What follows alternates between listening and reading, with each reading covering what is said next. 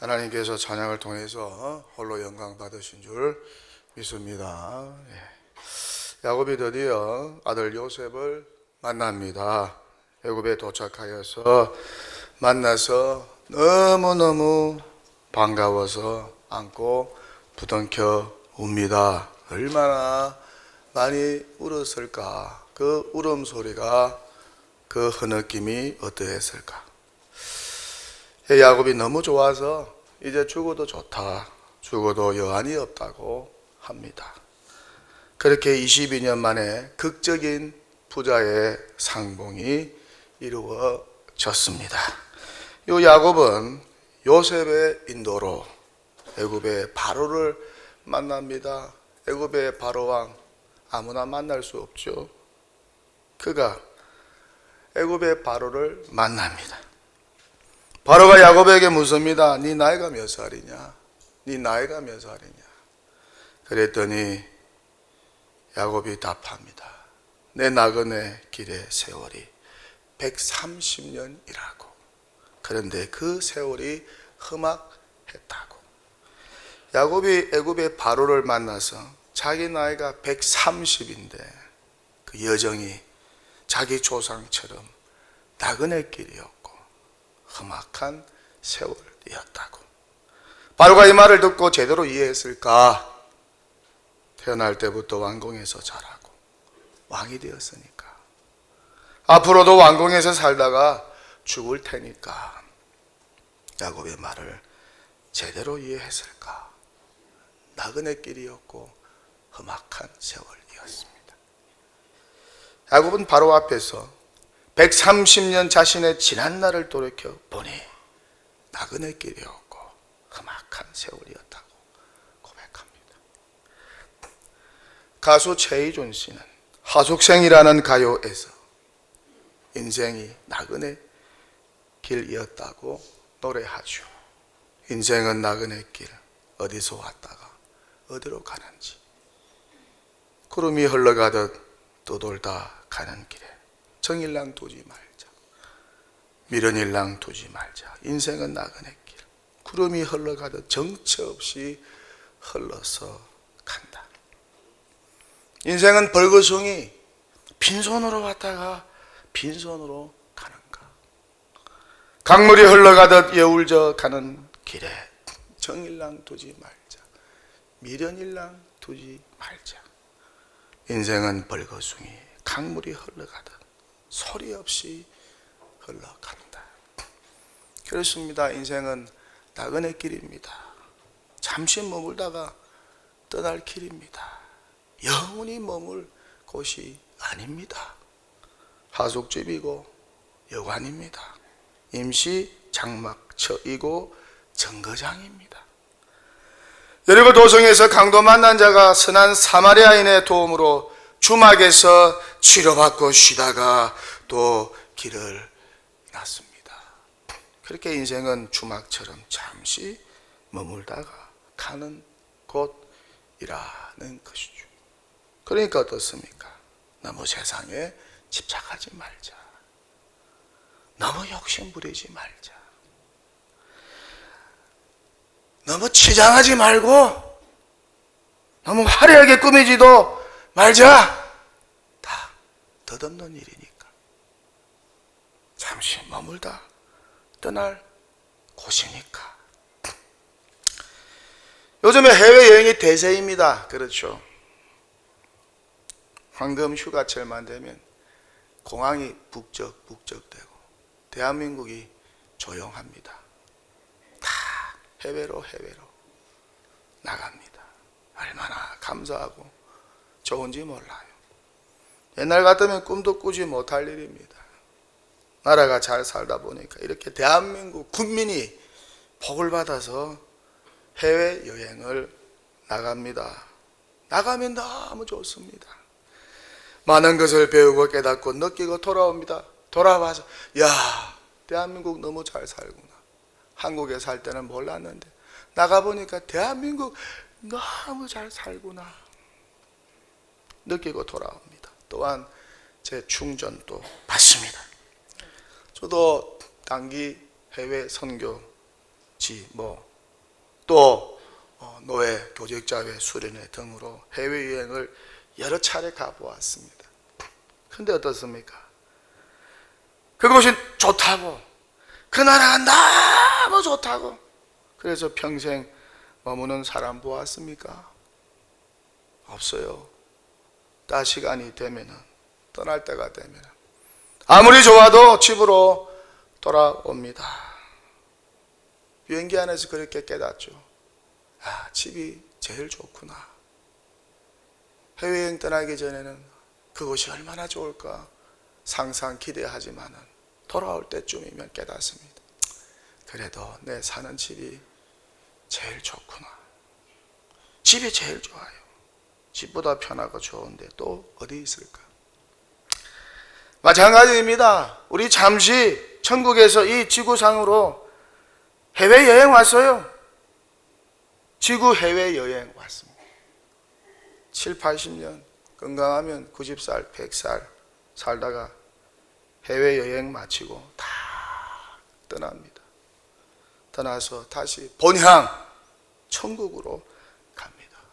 근데 갈 때는 다 천국 가는 거 아닙니다. 천국 비자 있는 사람만 갑니다. 예수 안에서 죽음을 맞이한 자만 천국 갑니다. 천국행 열차 타고 천국행 비행기 타고 천국 갑니다. 본향인 천국에서 영원토록 예수님과 함께 앞서간 성도들과 함께 천국에서 영생 복락을 누리게 될 것입니다. 그래서 교회는 천국행 열차 타는 기차역이라 할 수 있고 천국행 비행기 타는 공항이라고 할 수 있어요. 믿음 티켓을 소유한 자는 모두가 다 이 땅을 떠날 때 천국으로 인도함을 받게 되는 것입니다. 그렇게 천국행 비자를 저와 여러분이 이미 예수 안에 받아가지고 있다는 것입니다. 그래서 성경은 말씀합니다. 주 안에서 죽는 자는 복이 있도다. 할렐루야. 주 안에서 죽는 자들은 복이 있도다. 얼마나 축복의 말씀인지 몰라요. 그러니 어떻습니까? 이 땅은 우리가 영원히 머물 본향이 아니라는 것이죠. 잠시 머물다가 가는 하숙집이요, 주막이요, 천막이요, 임시 거주지라는 것입니다. 그러니까 너무 호화롭게 치장할 필요 없고 욕심 부릴 필요 없고 집착할 필요 없고 너무 정줄 필요도 없다는 것이죠. 너무 세상에 푹 빠져서 세상에 중독되어 살지 말아야 한다는 것입니다. 항상 마음의 한 구석에는 늘 떠날 준비, 떠날 생각을 해야 한다는 것입니다.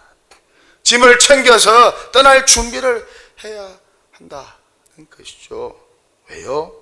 인생은 오늘 야곱이 고백한 것처럼 나그네 길이기 때문에. 떠날 준비하고 계십니까? 이사갈 준비 잘하고 계십니까? 너무 많이 짐을 쌓지 마세요. 단순하게 사시고 심플하게 사세요. 이것저것 끌어모으지 마시고 나누면서 사시고 공유하면서 살면 얼마나 좋을까. 대신 선한 일 많이 하고 구제와 선교 많이 하고 그렇게 모든 것 다 놔두고 이 땅을 떠나면 얼마나 좋을까. 지나치게 물질에 대하여 지나치게 소유에 대하여 집착하지 말고 지나치게 명예에 대하여 집착하지 말고 욕심 부리지 말고 있으면 있는 대로 감사하고 없으면 없는 대로 또한 감사하면서 살면 얼마나 좋을까. 빈손으로 이 땅에 벌거숭이로 이 땅에 여행 왔는데 이렇게 내 손 안에 많은 것을 가졌고 좋은 것을 걸치고 입고 있고 또한 나를 사랑하고 돕는 사람들이 많은데 이것으로 인하여 하나님께 늘 감사하고 이웃에게 보답하면서 살면 얼마나 좋을까. 무엇보다 천국행 티켓을 거머쥐고 천국행 비자를 가지고 사는 것이 얼마나 축복이며 감사인지 나그네 길에 이렇게 많이 채워주시고 많은 축복 주신 하나님께 감사하며 살면 어떨까? 그렇게 나그네의 시각으로 인생을 바라, 이렇게 나그네의 시각으로 세상을 바라보면서 살면 어떨까? 또 하나 기억해야 할 것은 인생이 험악한 세월이라는 것입니다. 인생이 험악한 세월이라는 것입니다. 인생이 평탄하지 않아요. 복잡합니다. 수학 공식대로 되지 않는 것이 인생입니다. 무슨 일이 어떻게 일어날지 몰라요. 고난과 고통의 연속입니다. 시련과 아픔의 연속입니다. 고속도로가 아니고 울퉁불퉁한 산길입니다. 푹 파헤쳐지고 상처난 가기 힘든 길입니다. 지금까지 살아보셨잖아요. 인생이 평탄했습니까? 너무 행복하고 좋았습니까? 늘 좋은 일만 있었나요? 늘 젖과 꿀이 흐르는 가난이었습니까? 주변에는 늘 좋은 사람만 있었습니까? 그렇게 평탄하고 행복하고 좋았습니까? 그런데 그렇지 않았다는 것이죠. 얼마나 불편한 힘든 일이 많았는지, 울퉁불퉁했는지, 건너기 힘든 홍해도 있었고 난공불락 여리고 도성 앞에서 울면서 좌절한 적이 얼마나 많았던지, 내 힘으로 안 되는 것도 얼마나 많았습니까? 노력만 한다고 다 되는 것도 아니잖아요. 한마디로 말해서 이스라엘 백성들이 걸었던 40년 광야길과 같이 힘겨운 것이 인생이라는 여정입니다. 가도 끝이요. 영원한 쉼터와 안식처가 없는 것이 바로 인생입니다. 참 내 영혼과 육신이 편하게 쉴 만한, 마음 편히 쉴 만한 오아시스 하나 발견하는 것도 힘든 것이 인생이에요. 오아시스와 같은 친구 하나 만나는 것도 힘든 것이 인생입니다. 여러분의 오아시스를 하나쯤 발견하셨나요? 하나쯤 발견하셨어요? 환경도 사람도 마찬가지. 무엇보다 좋아요. 여러분이 원하는 대로 인생이 펼쳐지지 않습니다. 노력하고 또 노력해도 잘 되지 않는 것이 있어요. 그것이 인생입니다. 내 계획대로 뜻대로 되는 것이 인생이라면 얼마나 좋겠습니까? 내가 기도한 대로 다 응답되어지고 내가 생각하고 마음먹은 대로 풀려나는 것이 인생이라면 얼마나 좋겠습니까? 그런데 그렇지 않다는 것입니다. 인생은 그렇게 만만치 않고 호락호락하지 않습니다. 어렵고 힘든 일이 얼마나 많은지, 그래서 마치 높은 산을 정복하는 것처럼 어려운 것이, 험악한 것이 인생길이고, 거친 바다를 항해하는 것처럼 힘들고 내일을 알 수 없는, 예측할 수 없는 항해 여정이 인생 여정입니다. 그래서 많은 예술가들이 그림으로, 소설로 그렇게 인생을 표현하고 있지 않습니까? 험악한 인생, 고달픈 인생. 야곱이 제대로 인생 정의를 한 것입니다. 정말 그의 말대로 험악한 세월입니다. 우리 대한민국도, 저와 여러분도 모두가 다 험악한 인생 살았습니다. 살아 숨쉬고 있는 것이 기적이고 산만큼 혜택을 누리며 사는 것도 기적입니다. 크게 병들지 않고 지금 살아있는 것 기적입니다. 병이 좀 들어도, 약하면 약한 대로, 아프면 아픈 대로 살아있다는 것이 기적이고 축복이고 감사하고 은혜입니다. 야곱도 130년 인생 얼마나 험악했는지 몰라요. 우리가 야곱의 인생을 창세기 강해를 통해서 다 살펴보지 않았습니까? 출생부터 지금까지 정말 별일을 그가 다 당했어요. 그는 태중에서부터 형과 싸웠습니다. 참, 태중에서부터 형과 사이좋게 지내야 되는데 싸웠어요. 그게 인생입니다.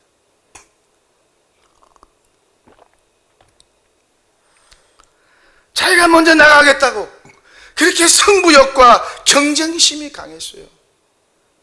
지는 것을 그렇게 싫어합니다. 하나님이 정하신 창조 실세를 자기가 헐묵겠다고 나올 때는 억울해서 형 에서의 발목을 잡고 나왔죠. 얼마나 욕심이 많은지 보통이 아닙니다. 그렇게 늘 형을 이기려고 했습니다. 쌍둥이 동생으로 태어난 것을 늘 억울하게 여겼습니다.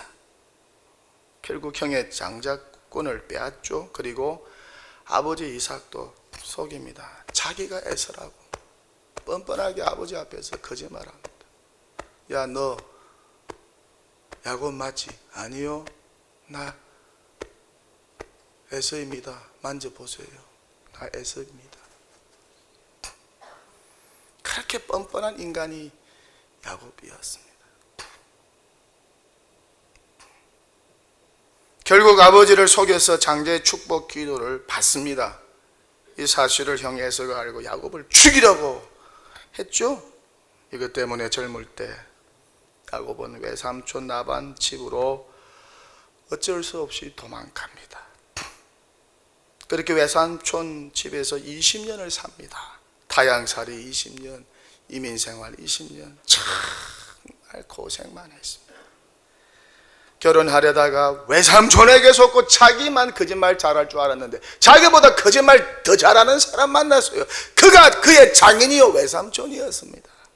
외삼촌에게 속고 동생 라헬과 결혼해야 하는데 언니 레아와 하게 됩니다.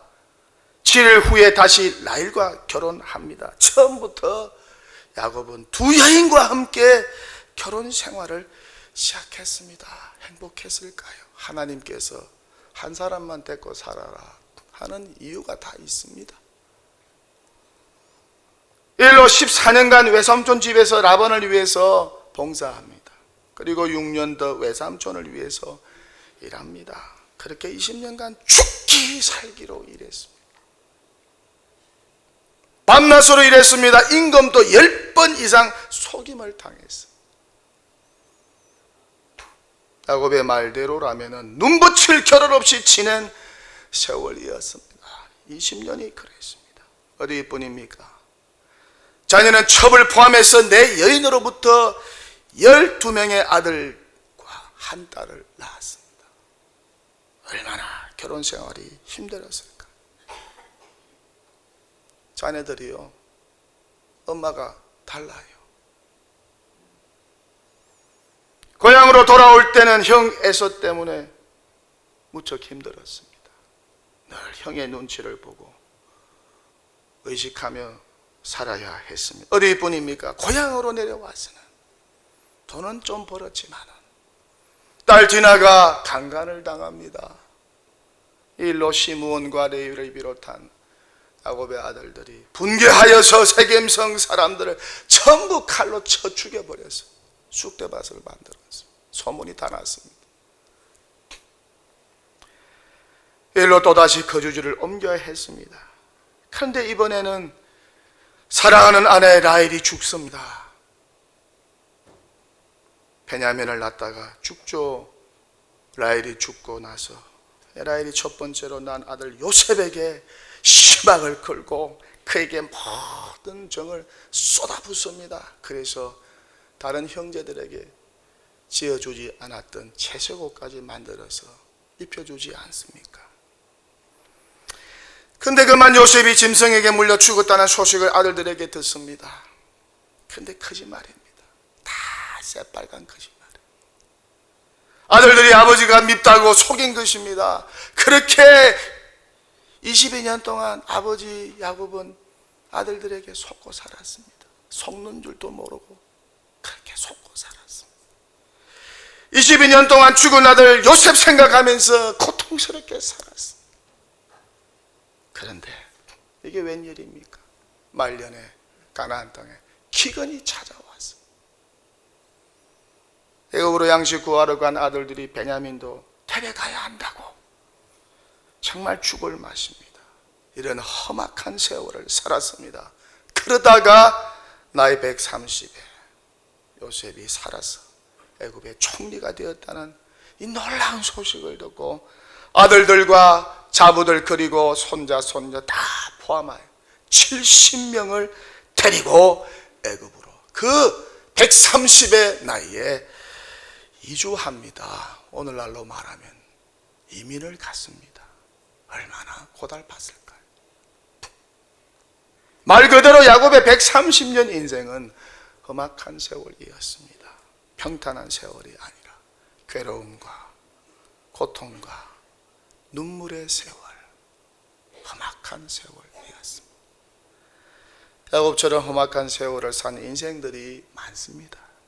우리 가운데도 있을 것입니다. 목사님, 저의 인생도 야곱 못지않게 험악한 세월이었습니다. 저 이북 땅에서 태어나서, 저 중국 땅에서 태어나서, 북한에서 살다가 전쟁이 나서 다 빼앗기고, 자유와 신앙을 찾아서 남한으로 내려왔습니다.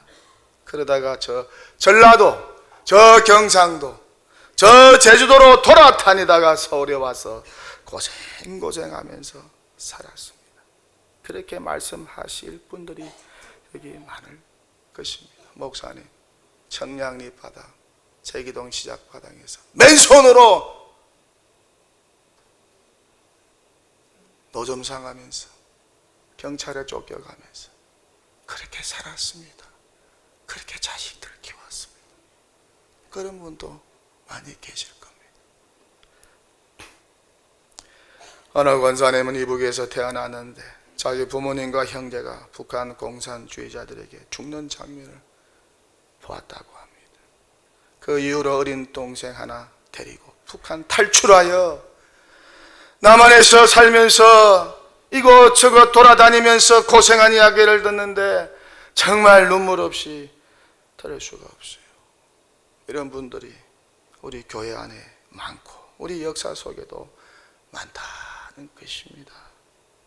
부모 세대들이 대부분 다 이렇게 요셉처럼 험악한 세월을 살지 않았을까? 저의 부모님도 예외가 아닙니다. 어릴 때 섬에서 나와서 자수성가했으니 고생을 얼마나 많이 했겠습니다. 그 험악한 이야기를 어릴 적에 많이 듣고 자랐습니다. 고생하지 않고 산 인생이 있을까? 고생 없이 여기까지 온 인생이 있을까? 그러니 인생사 고생은 당연한 것입니다. 고난이 닥쳐오면, 험악한 인생사가 닥쳐오면 당연한 것이다. 올 것이 왔구나. 그렇게 생각하세요.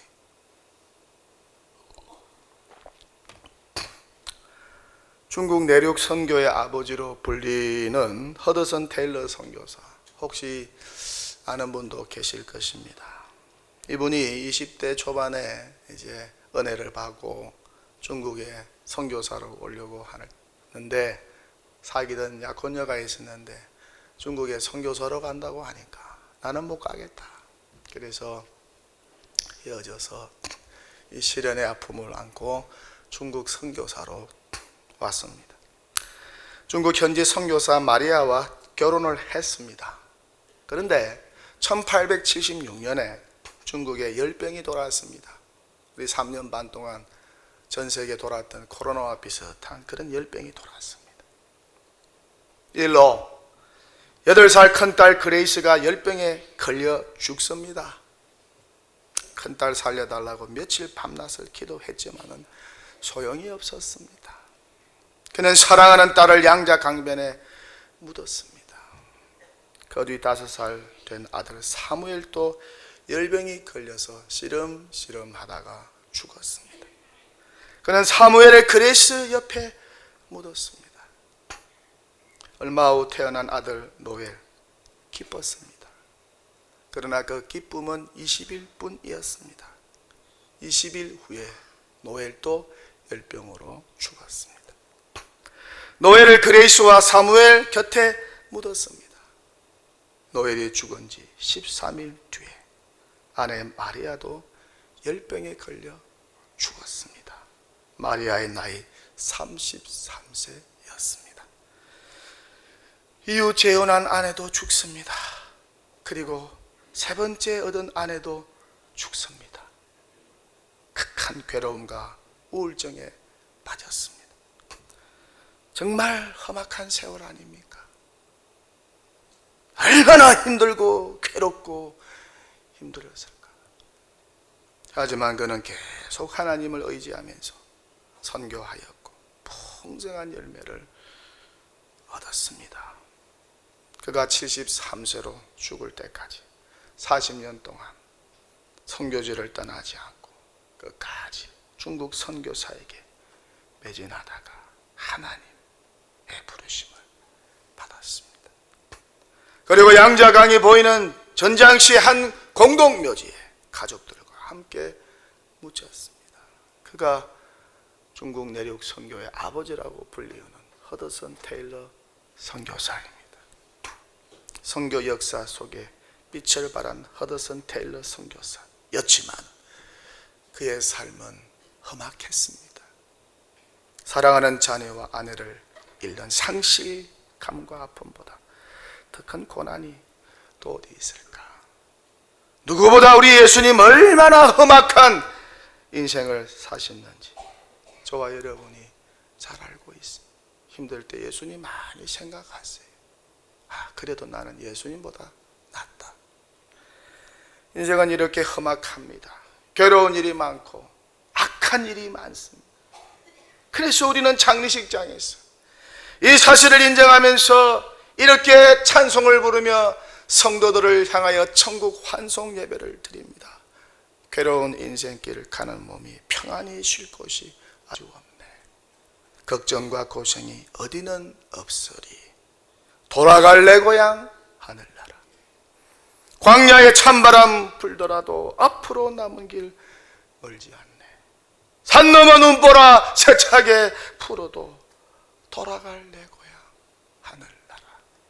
날 구원하신 주 모시었고 영원한 영광을 누리리라. 그러던 성도들 한자리에서 만나리. 돌아갈 내 고향 하늘나라. 얼마나 우리 인생을 잘 표현한 찬송인지 몰라요. 그렇게 죄악 가운데 태어난 우리 인생은 험악합니다. 볼 것 다 봅니다. 못된 짓도 다 당합니다. 별일 다 보고 별일 다 당합니다. 그렇게 인생은 험악합니다. 괴롭습니다. 하지만 집이 있다는 것이 얼마나 감사해요. 하지만 집이 있다는 것이, 편히 쉴 집이 있다는 것이, 안식할 수 있는 집이 있다는 것이 얼마나 감사한 일인지 몰라요. 집에 가서 하룻밤을 편하게 지낼 수 있다는 것이 얼마나 좋은지, 얼마나 감사한지, 얼마나 큰 위로인지.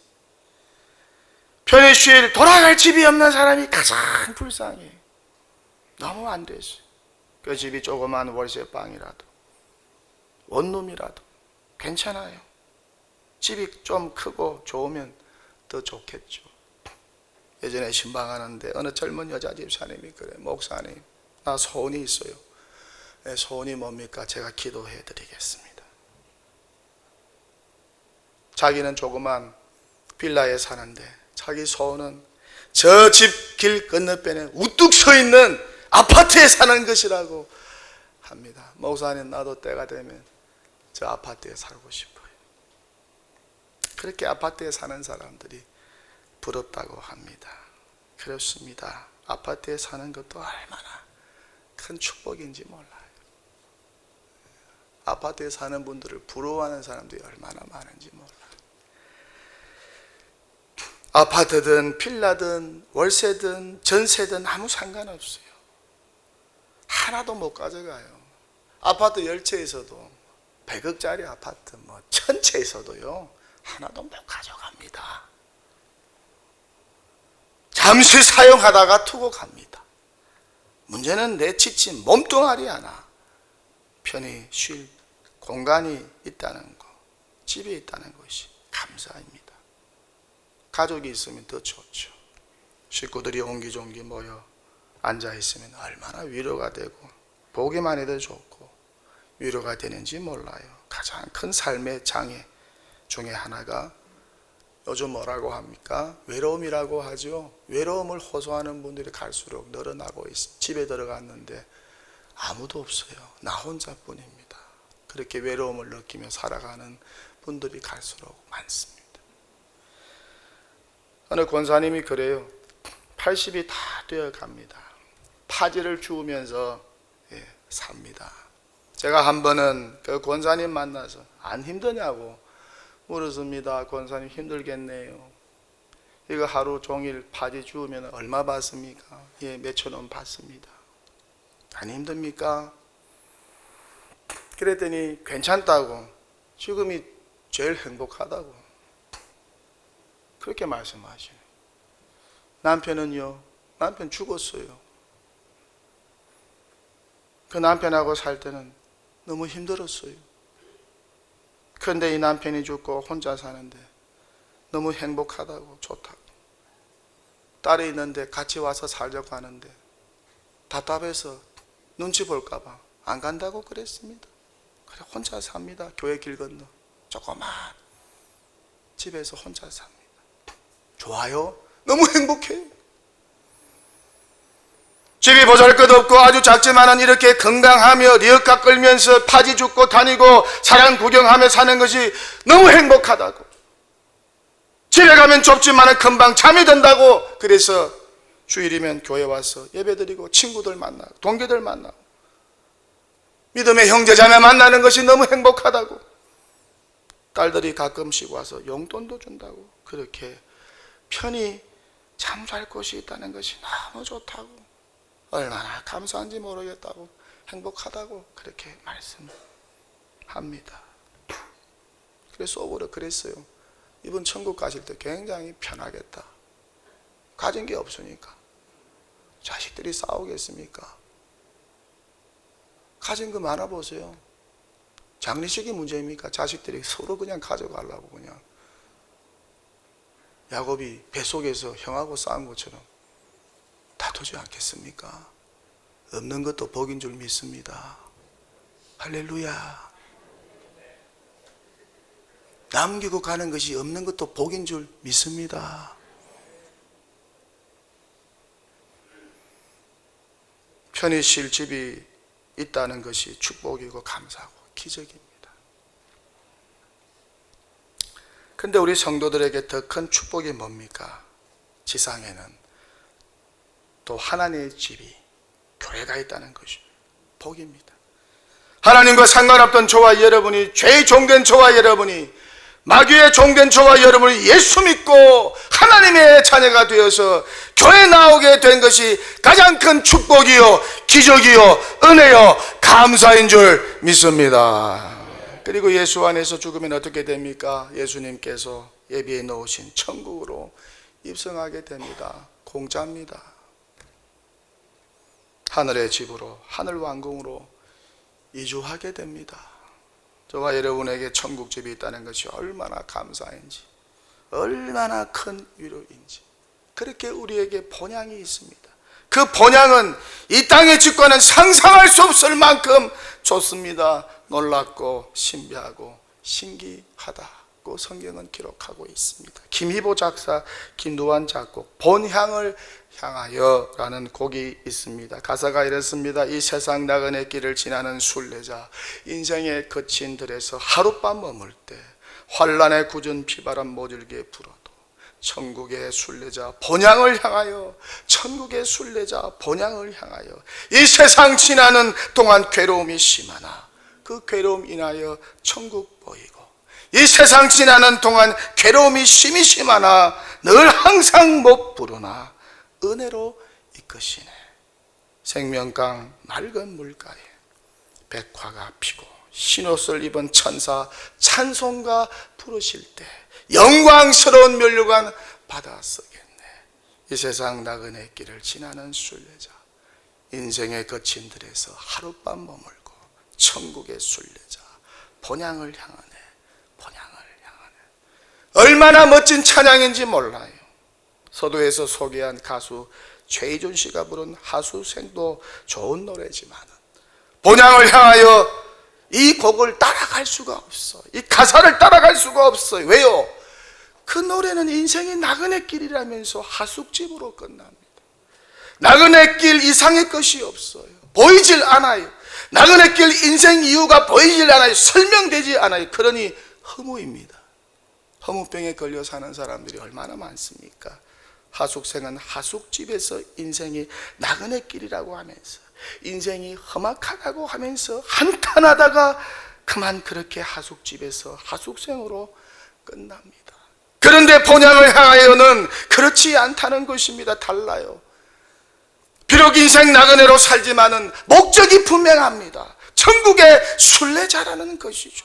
인생 나그네 길과 험악한 인생 이후에 펼쳐질 천국 본향을 꿈꾸며 그리며 삽니다. 그러다가 인생이 끝날 때, 나그네 인생 끝날 때 하숙집에 묻히는 것이 아니라 천국 본향에 올라가서 생명의 면류관, 의의 면류관 받고 영생 복락을 누리며 우리 주님과 앞서간 성도들과 살게 될 것입니다. 생명의 강 맑은 물가에 백화가 피고 흰옷을 입은 천사 찬송가 부르실 때 영광스러운 면류관을 받아쓰겠네. 할렐루야. 이와 같은 축복이 우리를 기다리고 있는 줄 믿습니다. 이야기 안 하고 설교를 마치겠습니다.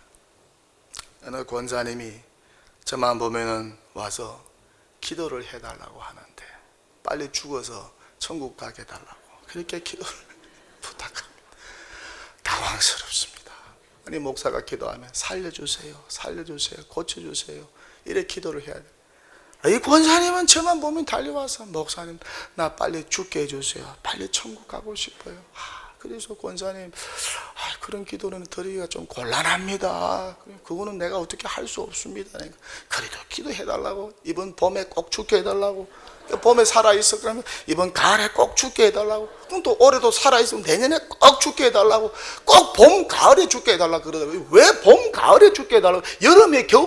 여름이나 겨울 안 되나요? 그러니까 목사님 장례식 치를 때 조문객들이 힘들잖아요. 그러면서 봄하고 가을에 꼭 죽게 해달라고 그렇게 기도를 부탁을 하더라고요. 그래서 할 수 없다 싶어가지고 쫙 오면은 하나님 아버지 우리 권사님 빨리 죽게 해주세요.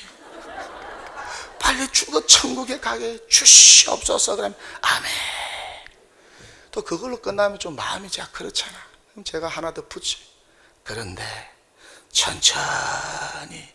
천천히 가게 주시옵소서. 그러면 아이고 목사님 그러면 안 되는데 그러면서도 막 좋아가지고 하하하 웃고 그래. 아이고 99세 내년 100세 건강하게 주일 예배 나옵니다. 얼마나 천국이 좋고 예수님 좋고 얼마나 천국이 좋으면 빨리 죽어서 천국 가게 해줘. 그런 기도를 할까요? 천국이 험난한 인생, 나그네 길 외로운 인생 사는 저와 여러분에게 마지막 소망이고 위로인 줄 믿습니다. 힘들고 어렵고 앞이 안 보일 때 천국을 소망하면서 천국을 그리면서 위로 많이 받으신 복된 성도 되시기를 축원합니다. 축원합니다. 할렐루야.